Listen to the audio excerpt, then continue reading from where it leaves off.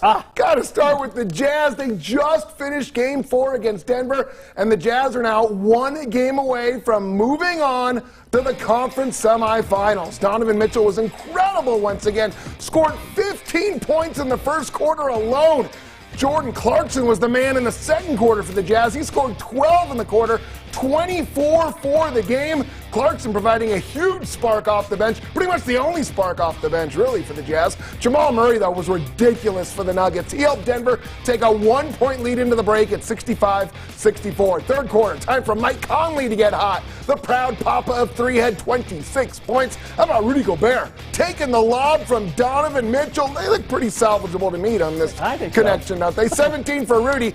Another huge third quarter for the Jazz. Fourth quarter, it was the Mitchell and Murray show. Donovan could not be stopped. He scored 51, but Murray was matching him hoop for hoop. He finished with 50. Down the stretch, too much Mitchell. 51 points, 7 assists. He joins Michael Jordan and Allen Iverson as the only players to score 50 points multiple times in a playoff series. Wow. Jazz win it 129-127. They take a 3-1 series lead. I pride myself on being a team player. I pride myself on being a playmaker. I said it 1,000 times, and I'm going to continue to do that. So just for me, just continue to put the work in. Obviously, 50 is what it is, but I'm more happy that I got 7 assists. Finding my teammates, making the right reads, that's really where I pride myself in. He was terrific, and he's a terrific player. I think the way that he answered everything that was going on even early and was able to pick his spots, hit tough shots, but he's playing with a level of confidence right now that is very high. Just continue to be ourselves, continue to fight. And we know it's not over until it is, so we just got to continue to play. Yeah, it's not over, but the Jazz are 9-0 and they lead 3-1 in a series all time. Good for them. What'd you like about tonight? That was impressive. I like the maturation process we're seeing with Donovan Mitchell. This is a kid who, throughout his career, early part of his career, well, he hasn't been. Career's not very 3 long. years.